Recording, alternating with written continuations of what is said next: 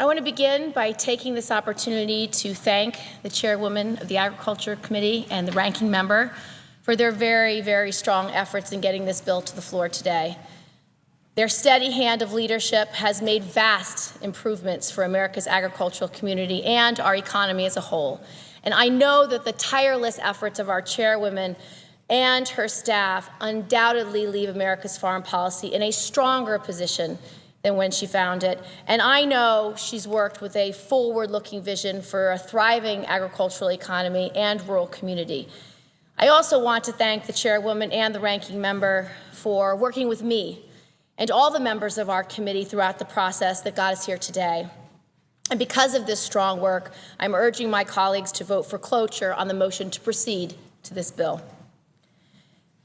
When I first came to the Senate 3 years ago, I became the first member from my state of New York to serve on the Senate Agricultural Committee in almost 4 decades. And it's a responsibility that I not only honor, but I take incredibly seriously. And for those 3 years, I've traveled all across our great state. I've met with our farmers in their communities. I've listened to their concerns. I understand their needs and the priorities. Now, New York is not home to the mega corporate farms. We're home to small dairy farms, specialty crops, orchards, and vineyards. And as we've been shaping and debating this farm bill, those are the farms, the small businesses that I've been fighting for.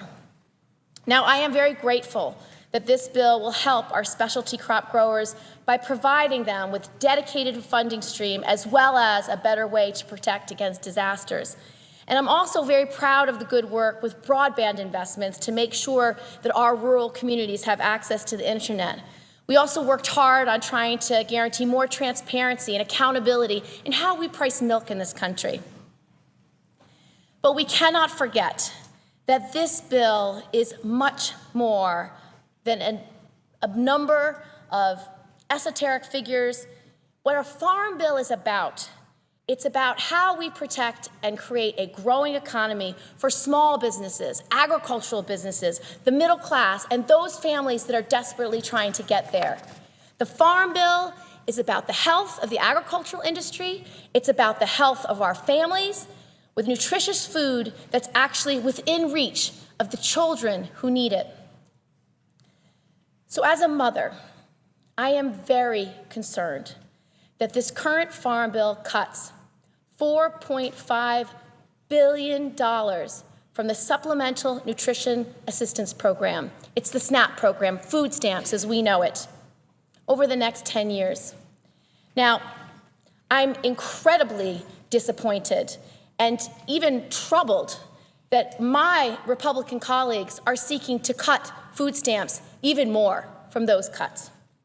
Now, under this bill, families in New York who are already struggling will lose $90 a month of food that goes onto their tables. Now, think of a month long of food for a family.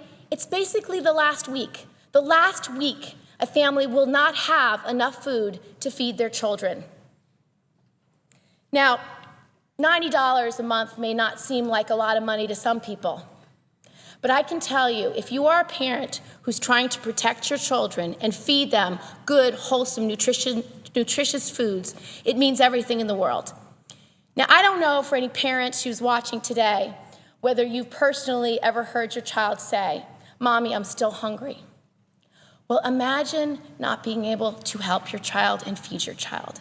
Imagine that your child says this every single day. That is what we are faced with here. I've heard stories from New Yorkers who never dreamed they would need food stamps in their lifetime, who never imagined that they would have no choice but to apply for this kind of federal assistance. I heard from one single mom in Queens. She had a job in the supermarket, but she still struggled to make ends meet. And she broke down in tears one day when her son came home from school with his school lunch in his hand and said, "Mommy, I brought this home for us for dinner, and I asked my friend for his sandwich." Another woman in Brooklyn, incredibly well educated, went to a prestigious university, but lost her job. She said, "I never thought I would be asking for food stamps, but suddenly I was jobless. I didn't know where my next meal would come from. Food stamps played a big role during make or break moments in my life. They're not a handout. I worked all my life, I paid my taxes, and food stamps helped me get back on my feet again." As a mother, as a lawmaker, watching a child go hungry is something I will not stand for. In this day and age, in a country as rich as America is, it is unacceptable and should not be tolerated and should certainly not be advocated for. I know that not every state in this country has as many as we have in New York. We have 20 million people in our great state. So with these cuts, it's going to affect 300,000 families. Imagine 300,000 families in your state or any state going hungry at night. These kind of cuts, they hurt children, they hurt families, they hurt seniors that are homebound, seniors that don't know where their next meal is going to come from. We are asking these families, these 300,000 families, to take a disproportionate amount of the burden. They were not the cause of the financial collapse. They were not the cause of this terrible economy, but we are asking them to bear the burden. Now, we know food stamps are actually a very effective investment. For every dollar you put into the food stamp program, you get $1.71 of spending back into the economy. Mark Zandi, world-famous economist, says the fastest way to infuse money into the economy is by expanding SNAP and food stamps. This money pays the salary of grocery clerks, truckers, bringing food to and from a store from the farm. The USDA estimates that 16 cents of every one of these food stamp dollars go right back to our farmers.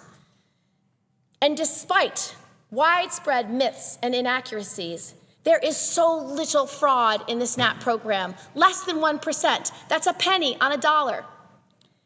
Now, I take our nation's debt and deficit as seriously as anyone else in this chamber.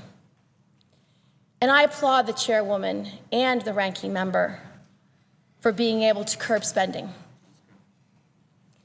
But families who are living in poverty, who are just trying to figure out how to keep the lights on and put food on the table, they did not spend this nation into debt, and we should not be trying to balance the budget on their backs. Subsidies for large corporations that don't need it, companies based in Bermuda, Australia, Switzerland, it's not the right priority for America. We should be helping the most needy among us, our children, our seniors, our family at risk. So today I'm introducing an amendment to restore the $4.5 billion in cuts because it's the right thing to do. It's the right thing to do for our families, our seniors, our kids. It's the right thing to do for our economy. It invests $500 million over 10 years in fresh fruits and fresh vegetables, a snack program which connects our kids to our farmers. It gives the authority to the Secretary of Agriculture to make additional purchases as part of the Emergency Food Assistance Program.